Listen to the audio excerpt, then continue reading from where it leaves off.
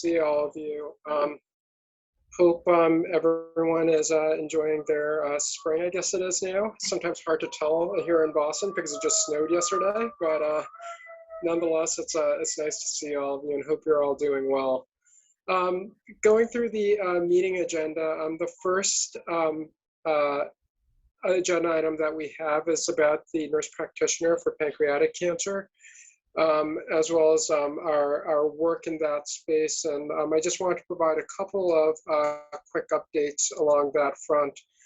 We really have formalized the nurse practitioner visit that occurs after our first new patient consultation. The workflow right now is that Allison and Lorraine will give us folders for new patients prior to clinic starting. And then as we identify patients who are going to be treated with us, I give them these folders that have a lot of information about pancreatic cancer in general, nutrition, other resources that are available to them, as well as a card that says you'll be hearing from Allison within 24 hours, and she facilitates setting up a virtual appointment with Lorraine, where Lorraine really spends that hour with them rehashing what we've articulated in our treatment plan, but also just going through some of the more granular issues about what to expect, really trying to demystify a lot of the process.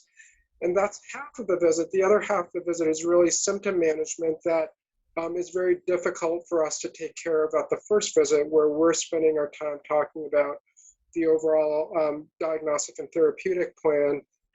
Lorraine uses a lot of that time to talk about inadequate pain management, need for nutrition, need for physical therapy, other supportive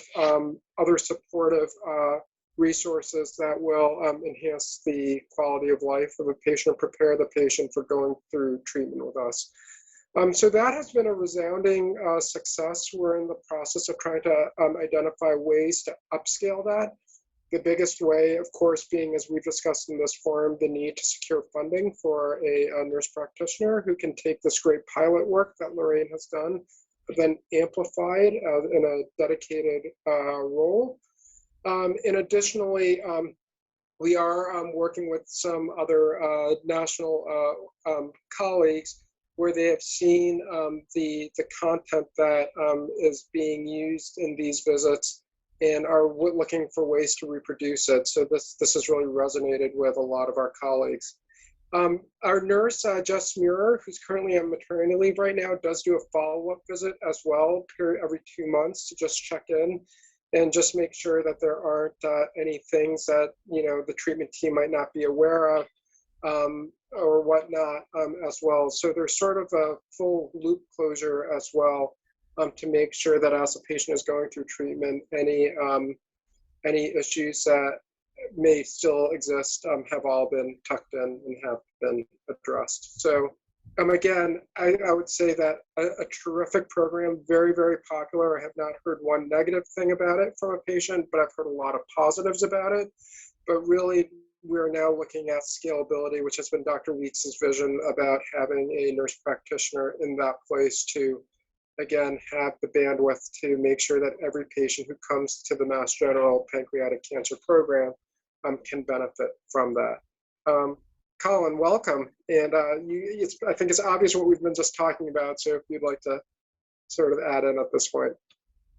Yeah, I mean, I just to sort of follow up on that, I do think that, we're making tremendous headway in terms of, I think, developing a unified program, and the nurse practitioner component was just one piece of it. And it has been, I mean, just actually today, the reason why we're late, we just finished, Dr. Hong and I just finished seeing a patient. And I think what the nurse practitioner, or at least the way that we're using it currently, allows us to do is, once the patient is seen, give them all this information, they can digest it and then sort of decompress and have that sort of conversation in a less pressured situation than being in the clinic. And so I think it has been sort of universally well received. And, we're moving forward with trying to make that a permanent part of our program so that when we're seeing patients with Dr. Kadan or Dr. Fernandez, we're all sort of, the patient has sort of one unifying person that they can then reach out to. a lot of this is sort of based upon my experience when I was at University of Colorado and how that team has utilized physician extenders in this context. And I think, what it potentially has the capacity to do for us at MGH is it's just one more sort of way that the patient sees a team approach, and I think in a way in which is maybe less threatening in terms of engaging the physician versus the nurse practitioner. And at least in my experience in Colorado, that's clearly is the case. And the nurse practitioner who runs that program, she's as important, if more important than the physicians in terms of sort of the patients and how the patients think about their care. So it's definitely something that we are really trying to move forward, and hopefully we'll be able to do so in the very near future. Can I ask a question? Yeah, Maureen. The nurse practitioner, is he the one that would provide the nutritional information, or do you have a dedicated nutritionist? Yeah, so we do have, so the way that it currently works is that when the nurse practitioner sees the patient sort of in the follow-up, they talk about nutrition sort of in a general approach. And then the patients are, we do have dedicated nutritionists that support our team that can help the patient sort of develop a nutrition plan for the individual patient. Okay. And I know a couple meetings back, the thought of allowing the patient to record visits was discussed. Does that include the visit by the nurse practitioner or just the physician? I mean, Go ahead. it would include the nurse practitioner visit as well. That's probably the easy. Yeah, I think it's important for people to understand and go back to it. Yeah, that's a huge, huge thing. Bob? Yeah, quick question. Has there been any effort, given the way administrators look at these things and so on, to quantify the benefits in terms of more efficiency on the doctor side, making your life better? I know it's hard to quantify, but when people are talking about how much it costs, that's the other side of the equation that oftentimes gets neglected. Bob, you bring up a point of that's a little bit of a sore point, I think, for from a physician perspective. I will say in a complementary way to the Mass General system that they're very mindful of issues about pain points and physician burnout. Unfortunately, like many things in life, a lot of the quote-unquote solutions tend to focus more on what's potentially doable and fixable or easily identifiable. Sometimes that includes like a $50 gift card to DoorDash as ways to mitigate burnout, but it's very difficult to identify root cause issues and to quantify them. And I think that this is something that is discussed at length amongst us. I certainly have had this discussion with Dr. Weeks and Dr. Kadan at length, that oftentimes the very things that are probably the most important, which I would summarize as what allows us to practice medicine, what allows us to take care of our patients, which is what we are all here first and foremost to do, as opposed to a multitude of administrative tasks and scheduling tasks, peer-to-peer reviews with insurance companies, which is how I spend a lot of my day currently. Those have been harder things to fix. So this is a very long-winded way, Bob, of me saying, no, I don't think that this has been presented in such a way to administration in terms of how this is helping us. Nor do I think that there's currently a model for us to do that. And I think it's not unique to here. I think that this is the practice of medicine. I'm going to just gripe for one more 30-second period, Bob, and I swear I'll get off this topic because I'm here to be positive. But, you know, a lot of the way that our workflow has evolved, I mean, Epic is really, it has some clinical benefits, no doubt, but it's really an efficient billing machine. It allows us to bill and code extremely accurately without the benefit of a back-end billing office. And that's why EPIC is implemented, and that's what we spend a lot of our time doing, documenting for billing purposes. And it's just the reality of the modern practice of medicine. So I will say that it is opportunities like this to meet with all of you to actually improve the care of pancreatic cancer patients is why we're all still here and deeply passionate about what we're doing. But again, your point is extremely perceptive, little bit of a sore spot for us, but I think your point is very well taken, Bob. Thank you. Thank you. Would it be possible to see a folder? I'd love to see it in general. Yeah, I gave them all away, all the ones in my office. I was looking to see if I still had one, but you know, they're in pancreatic cancer purple. They're a purple like literal folder that is filled on both sides with information. I can search my email and see if I have a picture of it. So if I find it while we're on here, I can actually show you a picture of the. Thank you. It doesn't have to be in the instant, in this instant. I'm just curious. I'm also working in the Cancer Center, just which resources, and I would just love to actually physically see a whole one and which resources are in it, if that's ever possible. For sure. Thank you.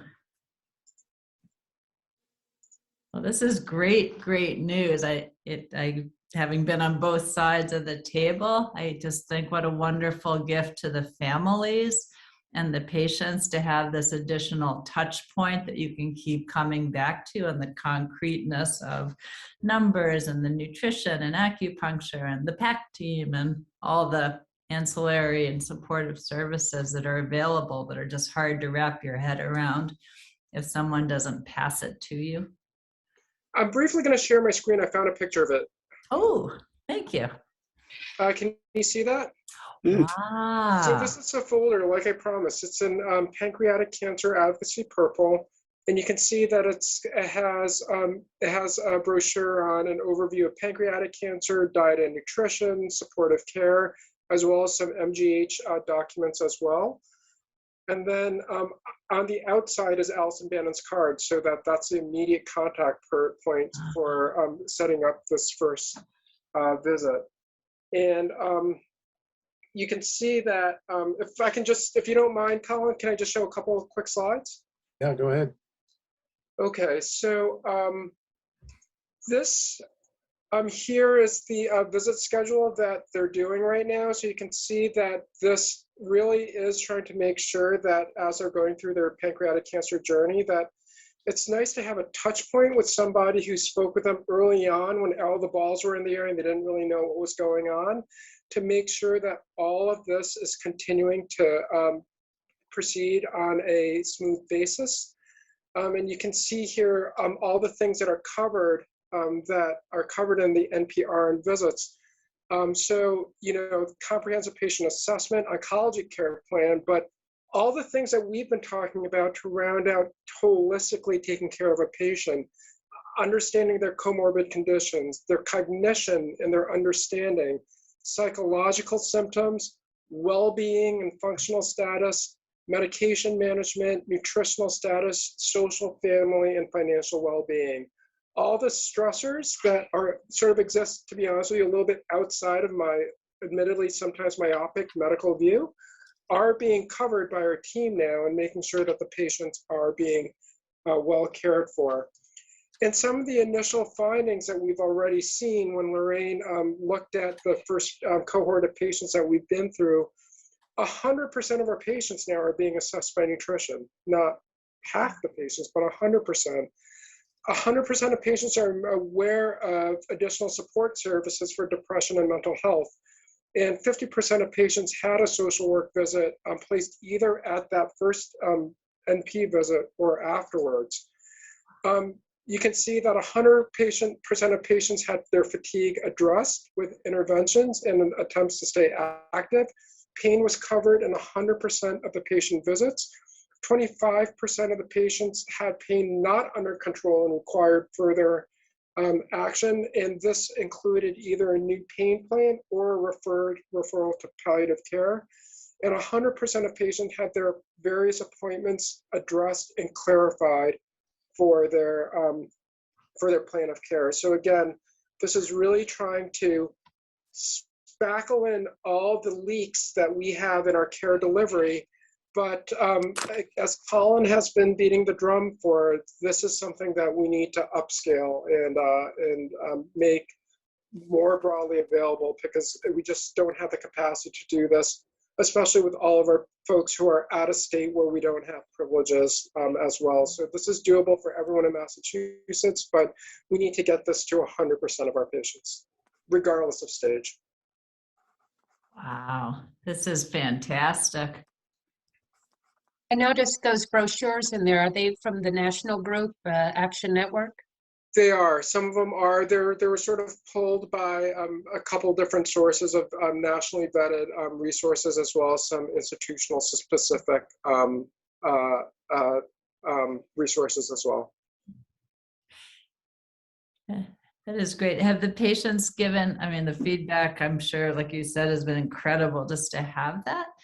Yep. Just one thought is that kind of final question. Is there anything else that we haven't covered that you need or would like, just to continue to spackle any gaps?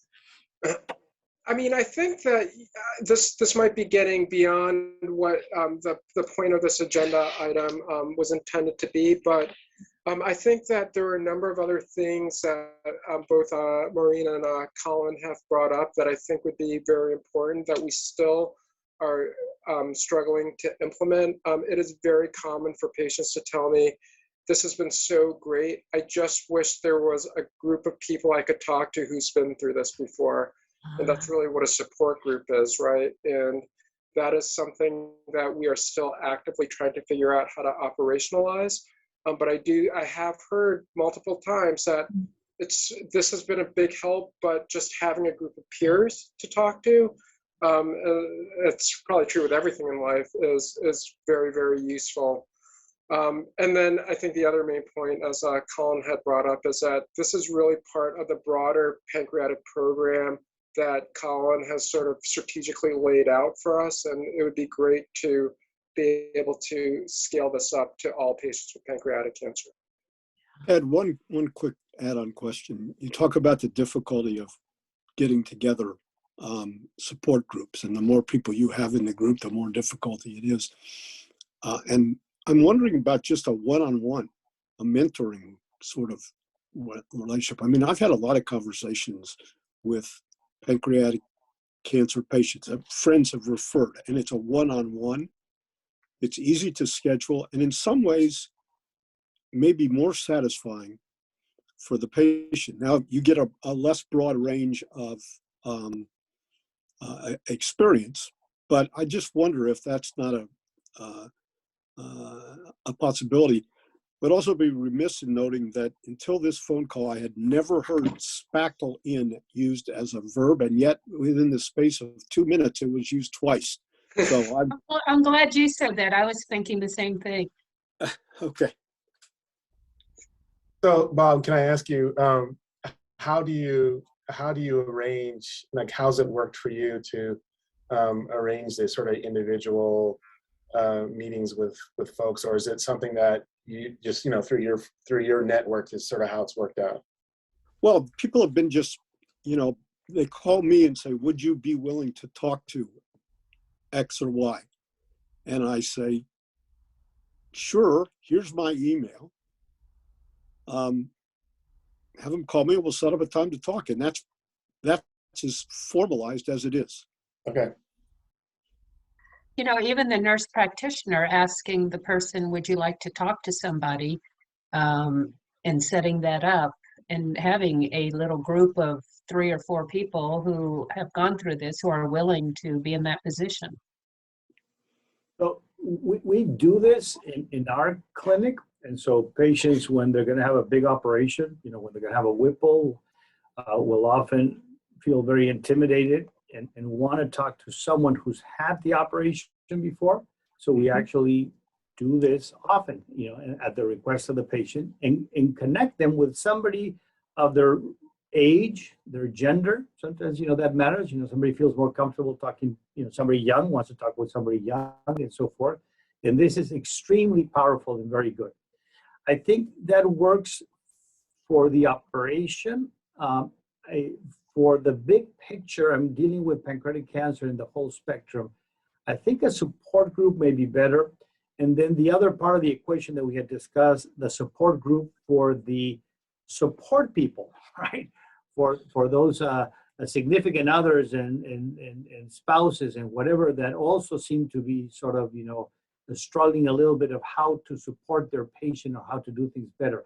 That definitely, I think, is the other support group. And as Maureen had mentioned, probably a different one than the one for the patients because the issues are different. All these are very good questions, but to Bob's comment, I think, yes, having a list of patients that are willing to talk to other patients about the disease and having a nurse practitioner being able to access that, it would be very valuable in lieu of support group or in addition to a big support group. Yes, we've stalled a little bit of the support group, but trust me, it is in the forefront of our agenda to address.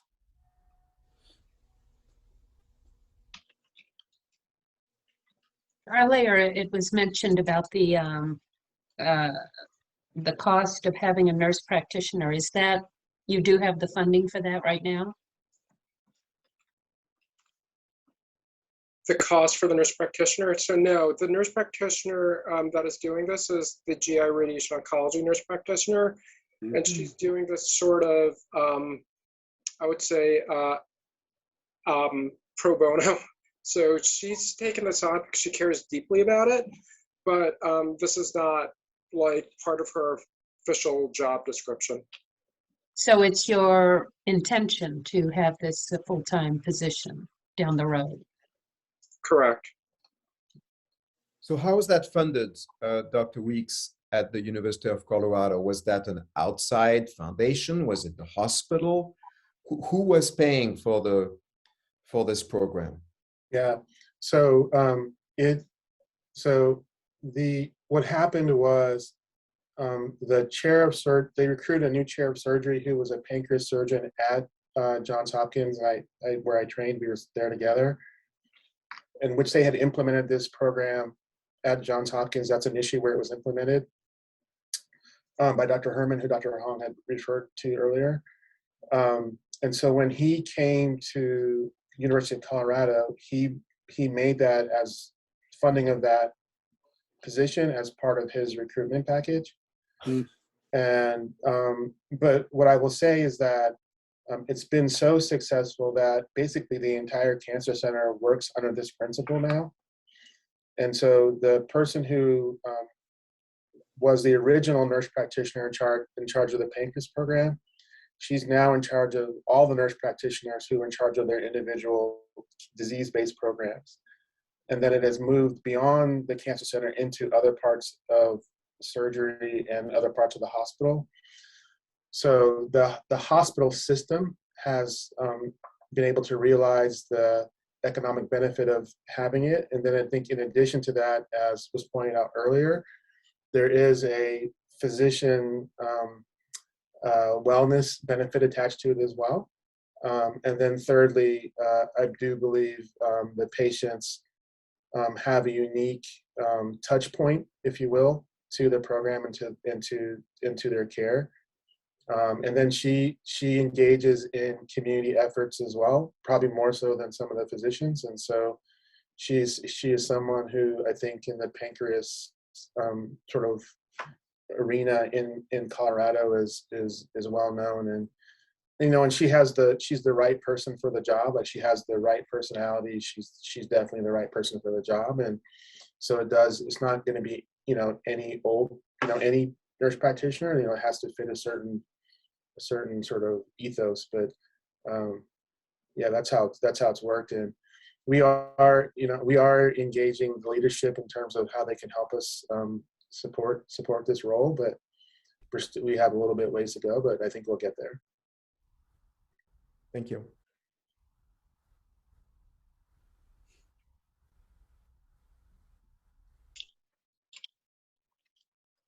All So right. Any other questions about, comments about, we've spent a lot of time on the first agenda item, but any other comments? So I think we've done a lot, but still some more to go. But I'm glad we were able to show what we've been working on. So I guess if no other comments, why don't we move on to research updates? Why don't we start with the PO1 with Colin? Yep. So the PO1 is a program project grant that we originally submitted a year ago, resubmitted it this past January. And so what this grant is designed to do is we submit it with our friends at Johns Hopkins. And so it will help us to do both collaborative clinical trials at both centers, but also do collaborative research.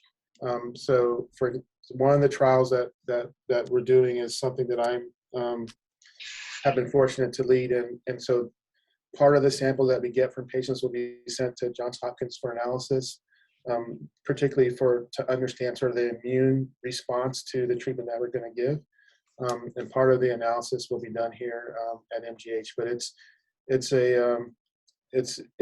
would be wonderful if we're able to get it. It will provide a lot of infrastructure to our program, and I think we work very closely with the folks at Hopkins. We've had long-standing ties with them, and I think it's just going to further solidify our relationship there. They've been integral members of the Stanford Cancer Trial that Ted's been leading, and so this is just an extension of that ongoing relationship. So it will be reviewed at the end of May. So we'll know hopefully by June whether we have obtained it. I think we put in a really good application. So hopefully, fingers crossed, it'll work out for us.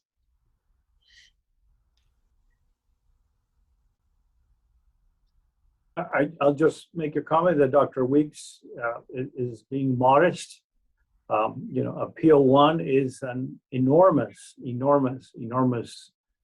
effort, and when granted, is an extraordinary achievement that actually marks an institution, as being over and above others. The amount of coordination, the amount of planning, the amount of writing, the amount of headaches, of long nights, of things. And he's led this in an extraordinary way. I mean, if this ends up crystallizing, it will be due to his efforts, and it will be a great mark for the institution.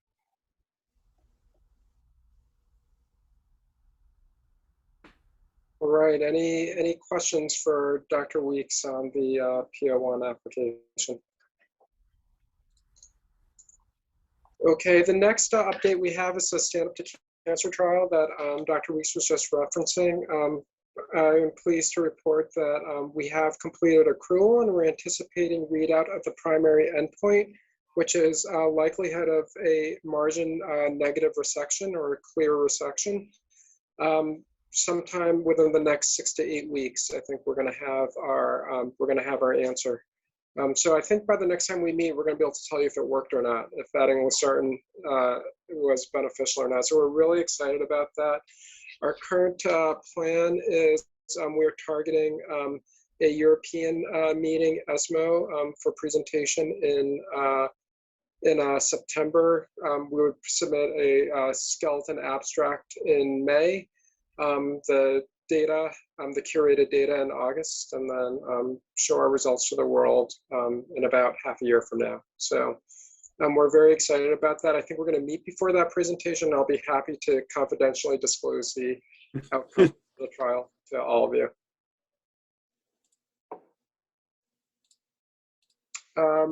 And then, I realized I skipped an agenda item.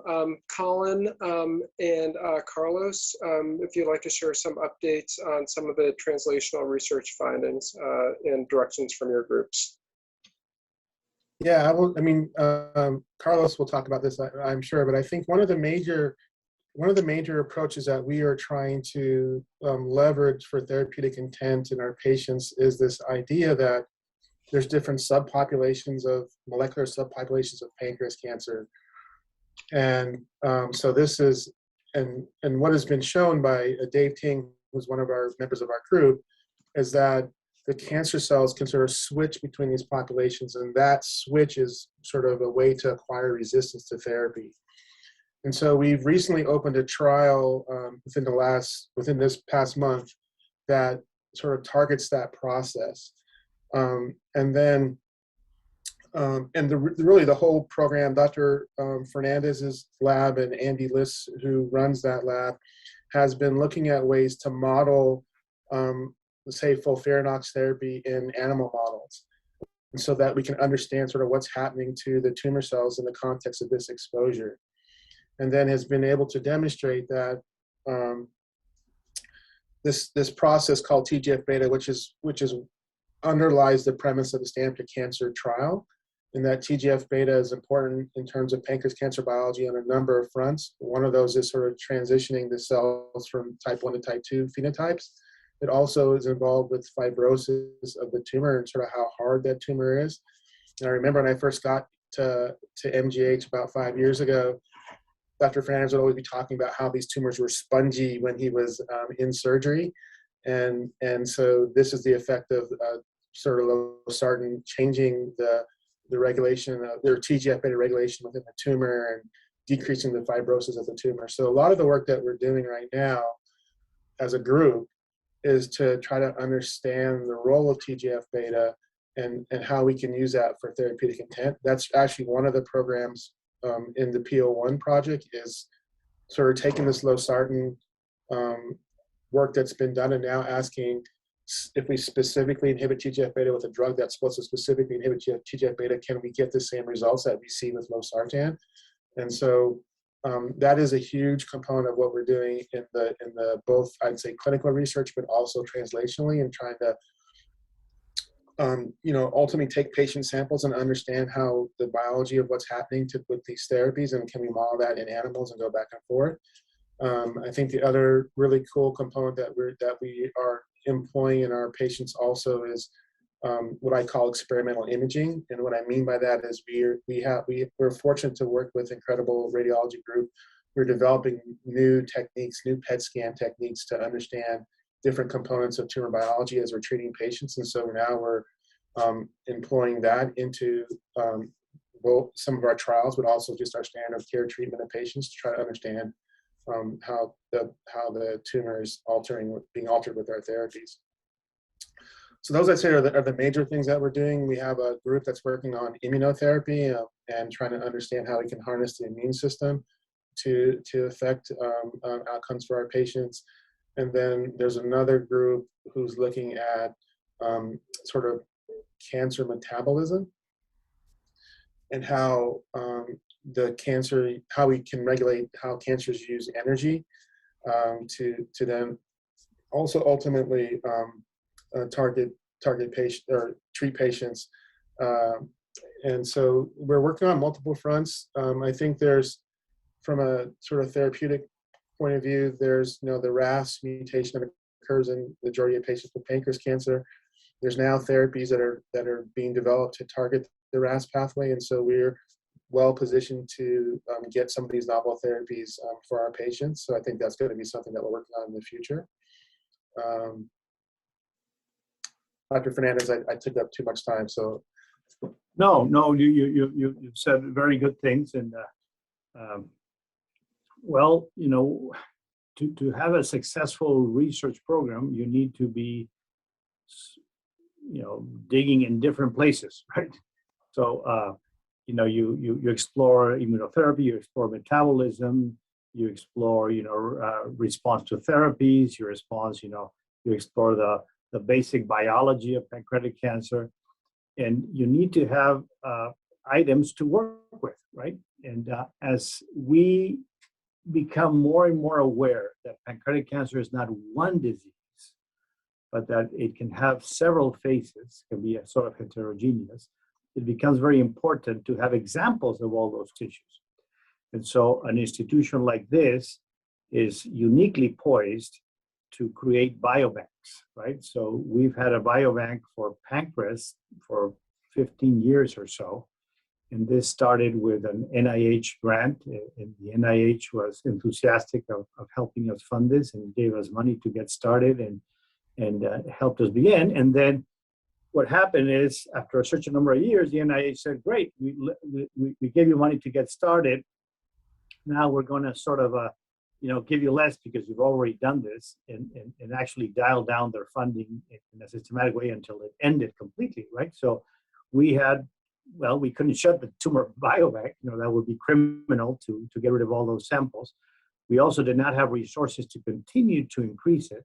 And it has been due to philanthropy that we've been able to do that. And I will tell you, we have one of the perhaps two largest pancreas biobanks in the world, right? And so this has more than 3,500 specimens, not just of tissues, but blood and cyst fluids and things of that sort that help us advance all this research enterprise, right? So when you have that, and we have these samples from patients, which, by the way, all of which have consented for us to use the tissue. So this is not, the 1950s where we would just take things and, use them. But now, of course, all patients said, and it's my experience that 98% of patients say, yes, of course, you can use my tissues for the purpose of research. Every now and then there's somebody who says no. And of course, we respect that completely. And these tissues are banked, and you get a tissue of a pancreatic cancer of a patient, and you can implant this in a mouse that has no immune system, so you can make it grow.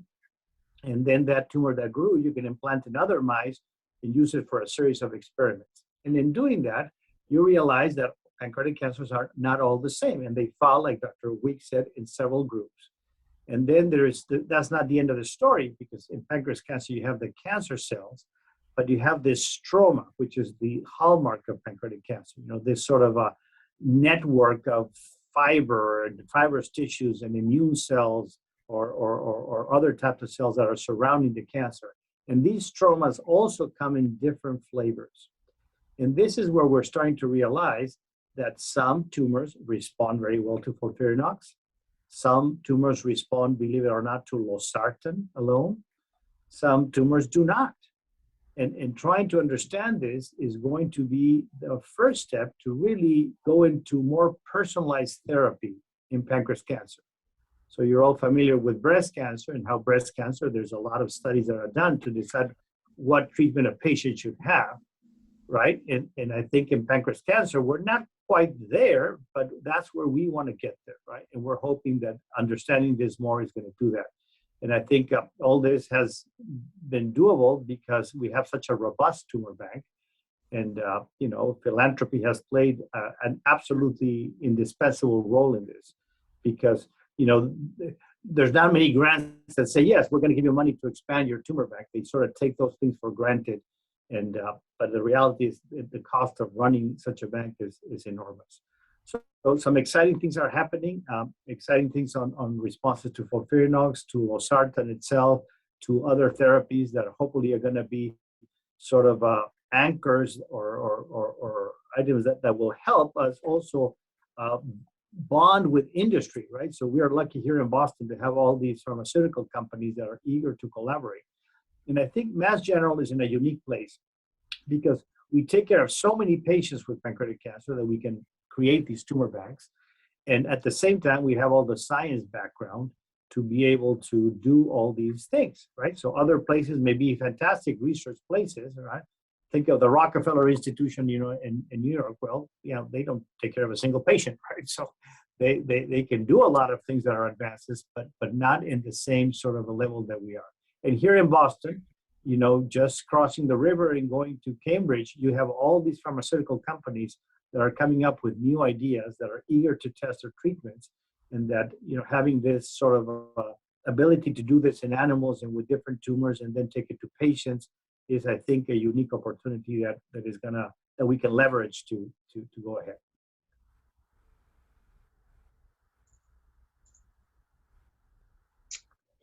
Terrific. Any questions for Dr. Fernandez?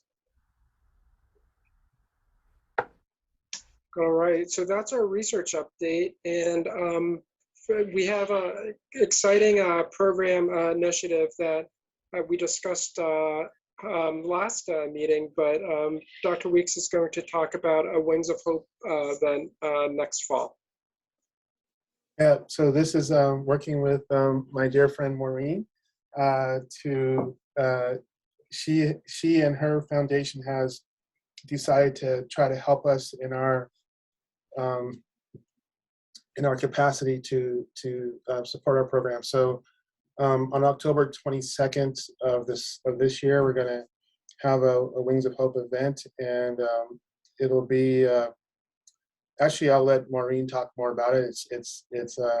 She's the expert, so I'll let her talk about it. But October 22nd is when it's going to be. I'm really excited about it. I'm glad that we are in the position to have her and others who are part of this call helping us in this way. It's yours, Maureen.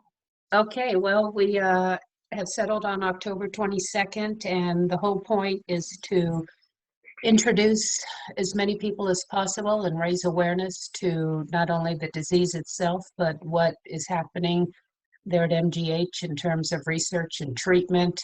And I've been doing this. I started Wings of Hope 10 years ago, and just recently, just being involved in this one, it really makes you revisit what your whole motivation, well, not motivation why you started it, but motivation, what you want those events to be. And so many nonprofits out there, it's just about raising money. And we want to raise $1 million, and that's all we're focused on. And maybe Wings of Hope may not be the right fit for this whole picture. Who knows what's going to happen? But my whole purpose is making people connected to other people at these events. And it's extraordinary what happens when an event is more focused on the interaction of people rather than how much money we can raise. And I just was going over some things with some people a few days ago, and just because of these events, we've had 41 people become patients here just as a result of them coming to an event, never knowing about the disease, certainly never knowing what the components were here for treatments. But the main thing is that people were so connected. Several support groups have grown out of this. People are connected in ways with other patients, with other families. And to me, that is the success of the event and of the foundation.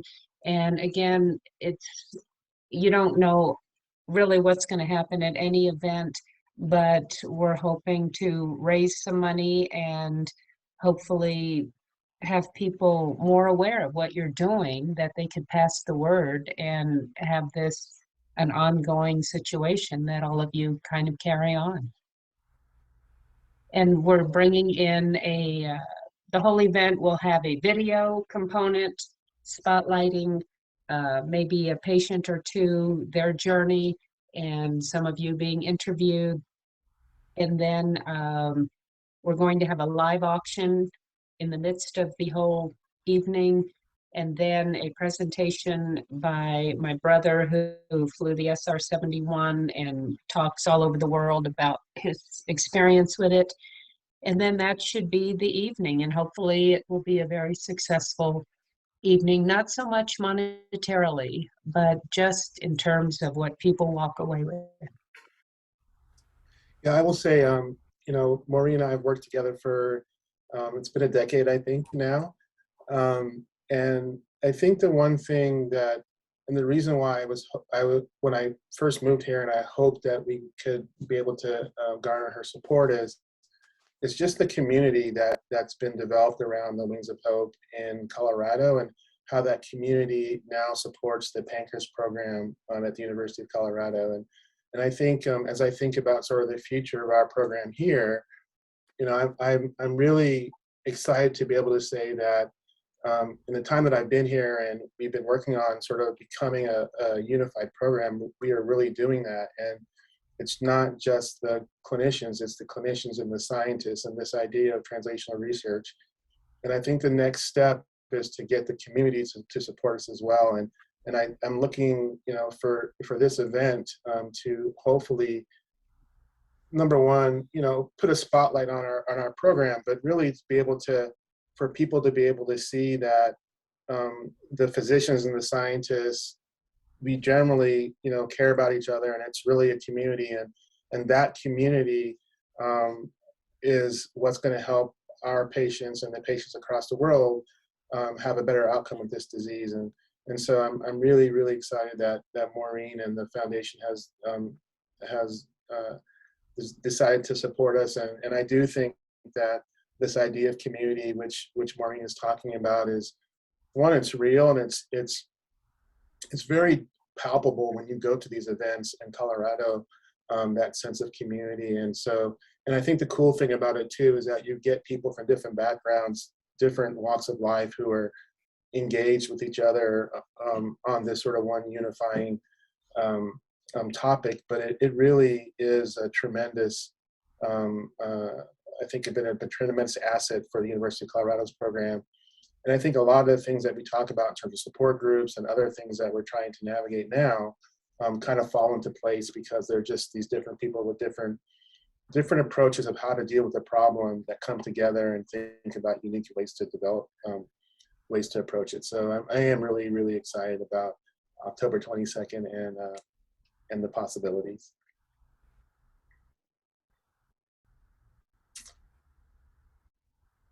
Terrific. Thanks, Colin. I think we're all excited. We're all really excited about it. At least internally, I know that we're all excited about the event. So I think it'll be a really inspirational evening. Megan, that gets us to the end of our agenda. Any further discussion or any last thoughts from you? No, I mean, no last thoughts from my end. I think you all covered a lot of our priorities. Obviously I work to support to resource this group and team. So we hit upon a few of the priorities and infrastructure and programmatic support that we're looking to put together, including the NP position, which I'm working with the team to find funding for. So if you have individual questions, feel free to follow up. Otherwise, we look forward to meeting again in about 4 months' time. Can I ask a quick question? Sure. How much does it cost for the year for a full-time NP? It's about $180,000. Got it. So, Wow. yeah. So it's a substantial amount. And, of course, since it's a position, we would look for a multi-year commitment because we'd be hiring someone. So That's the cost, or that's the salary they get? that's all in with benefits. Benefits and everything. Got it. I was like, okay, just Yeah. clear. Woo. It's all the other stuff that, right? Beyond the Like, I'm in the salary, wrong side of medicine here if that's the salary. Holy cow. Yeah. Before we end, I just want to thank Mr. Zambrowski and Tia also for their work to support both the Wings of Hope program, but just the fundraising that we're doing together. So I wanted to make sure that I didn't forget to thank you, because I think everybody's efforts are important, and it's really, for me, it's really cool to see that where we are today versus where we were, say, 5 years ago. And so once again, I'm just thankful for everyone's support. Pleasure. Thanks for building the community. I have a very specific question, which has to do with losartan. It appears that there is a shortage of losartan right now. I just know that I myself take it as a blood pressure medication, and I've had to scour the region around Boston to finally find one CVS which had some. What is going on? Does anyone know what's going on? Are there that many clinical trials using losartan for cancer treatment? One of the patients that Dr. Weeks and I saw with Dr. Kadan today, I was starting on losartan for their pancreatic cancer. And I got an alert in the medical ordering system that there's a shortage. Consider candesartan, valsartan, and every other sartan that there is. I ended up sticking with losartan as clinically indicated, but that was the first time I was made aware of it. I did not realize that there was a shortage. I don't know if it's the supply chain issues that are affecting many other things, including Cinnabons at the grocery store, or if it's or if there's a manufacturing issue. No. I know that originally there was a recall, but There was a recall, but I think this is separate. Right. There are some cancer-causing agents found in Yeah. the. This is that was due to a contaminant. This is not. I don't think this is the same issue. I see. Okay. One of the ironies of losartan is that it is a very cheap drug, right? So it's interesting that it has all these effects, in not just in pancreas cancer, but apparently in other cancers, esophageal and other cancers is coming here. And the problem with these very cheap drugs is, there's also not a lot of enthusiasm to make them because the profits are little compared to the bigger blockbuster drugs. So I hope it's not that. But correct me if I'm wrong, Ted. All the first cousins of losartan, candesartan, and valsartan have a very similar effect. That is entirely accurate. That's right. And it seems like, originally it was thought that the ACE inhibitors, which is like the first cousin of the ARBs, or the older cousin, or maybe the uncle of the ARBs, had the exact same effect, though there was some data that suggests that in terms of immune stimulation, the ARBs are probably better than the ACE inhibitors. So it's sort of interesting that even within this, there's some subtleties. Interesting. Thank you. All right. Thank you, everybody, for making the time. We're going to send this recording out as a follow-up, and we'll get some time on everyone's calendars in about 4 months. And it's so wonderful to see all of you, and everybody looks so well. That really makes my day. So I haven't seen a lot of you since the last meeting that we had. So it's so good to see everybody looking as well as you look. So be well, and we'll see you again sometime this summer. Thank you so much.